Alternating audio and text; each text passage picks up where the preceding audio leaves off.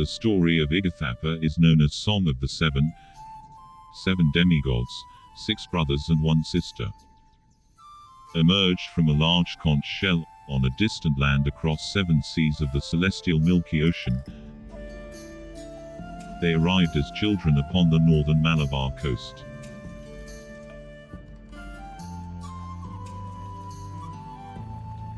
They came to be revered by the people despite being mere children, because they had a divine aura about them.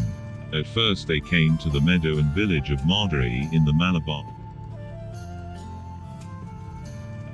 Then they moved to the vicinity of the town of Taliparambu.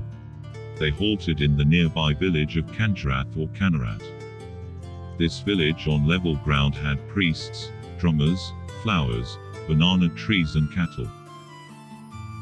Pleased with the place, the eldest brother settled down there and became known as Igguthappa.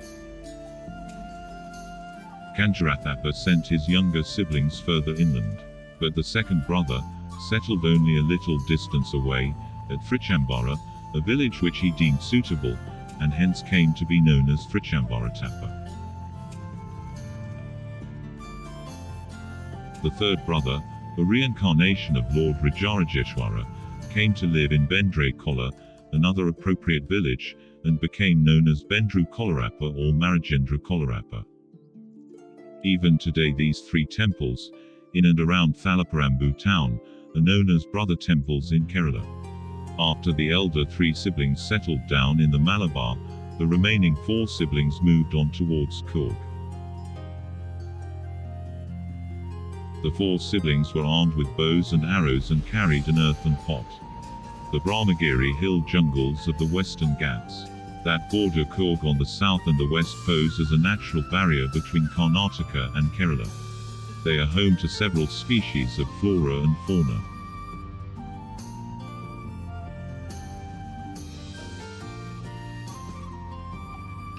The 4 deities crossed the Western Ghats en route into Coorg. They had entered Nalnad in Coorg. Nalnad, called Nalnad in Kannada, comprises of the 4 counties of Padi, Nurambada, Nilgi and Pera and is in western Coorg.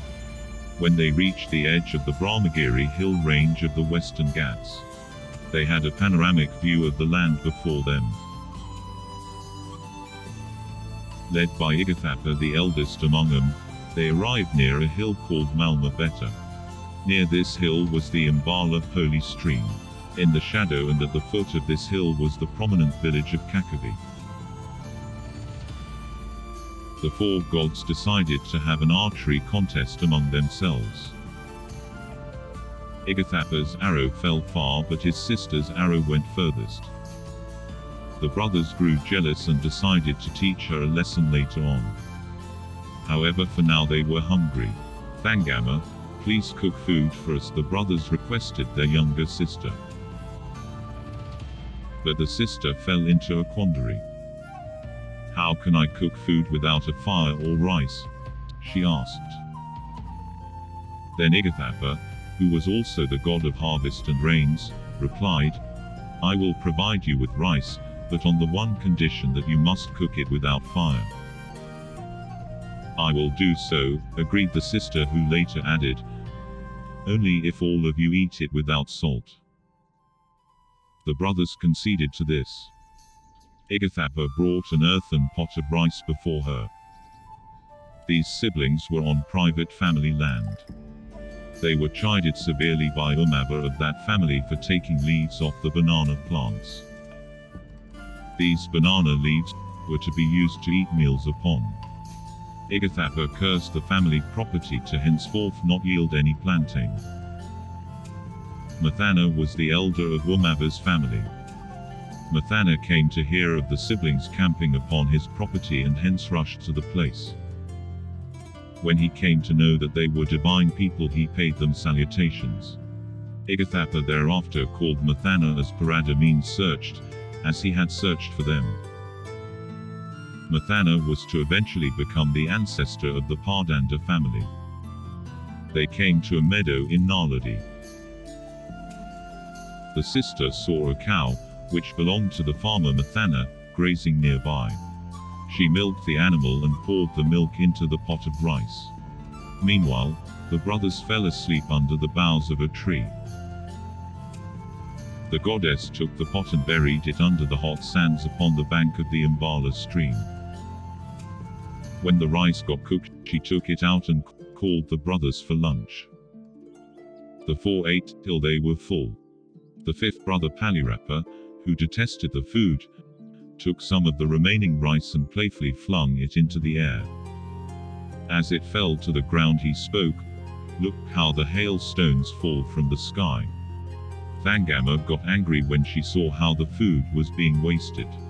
She took up the cooking ladle and hit him heavily on the back. "Look how the thunder strikes in the monsoons," she said. All the siblings laughed together.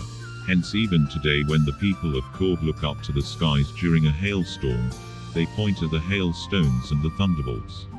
"See how the god has strewn food. See how his sister beats him," they exclaim. The face of Palirappa's idol in his temple is turned left to show the impact of that noisy blow. Later, the four deities chewed upon betel leisurely. They spat out the betel unto their palms and compared whose chewed betel was reddest. Afterwards, the brothers flung the betel behind their necks. But the sister who liked to imitate her brothers presumed that they had put the chewed betel back into their mouths. So she did what she thought was likewise. The brothers who noticed this said it was very unmannerly to do so. They protested, they called it a disgusting act. It was commonly told that such an action, eating what was spat out, would make one lose their caste. They consulted with their three elder brothers who decreed that the sister would have to be separated from them. She wept bitterly upon hearing this, and so Igguthappa pitied her. He decided that she was to live near where he lived so that he could look after her. Igguthappa then threw down an arrow from atop the hill. It struck a mango tree in the hamlet of Ponangala in Yavakkapadi village. Then he told his sister to go and settle down there. The sister took the form of a crane and flew down to the spot. Thereafter she became known as Ponangala Thama. When the mountain top of Igguthappa is covered with clouds, the natives say that Igguthappa is gloomy and misty-eyed, thinking about his sister's separation. However, the sister's casting out of the community actually had a greater purpose to be served. This way she was able to become a goddess of the poor. Mathana had a temple built for Igguthappa near Malabar, also called Igguthappa, to settle down in. This became the Padi Igguthappa temple. From Beta, Igguthappa first went to Amangri village near Nelji. Then he went to Nelji and Pera.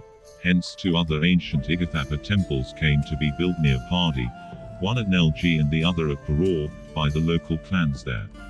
Nelji is said to be the place where rice was first grown and hence was initially named Nila Chi, or rice grew. The elder among the remaining two gods was an avatar of Lord Mahalingeshwara. He settled down in the village of Palor along the river Kaveri and came to be known as Palirappa. Pemaya, the last of the brothers, went south to the Brahmagiri hills dressed as a yogi. He crossed the Brahmagiri hill range. Pemaya cured the chief's wife of an unknown ailment by bringing a wild buffalo cow, a tigress and a she-bear, milking them in the palace and offering the mixture as medicine. He was thereafter allowed to settle down in Thirunelli, presently in Wayanad district, and he became known as the Wayanad Appa. The present-day priests of the Padi Igguthappa temple belong to the Heba Brahmin community. In the precincts of Padi Igguthappa are the shrines of Ayyappa, Bhagwati, Vishnu Murthy, and Wayanad Appa.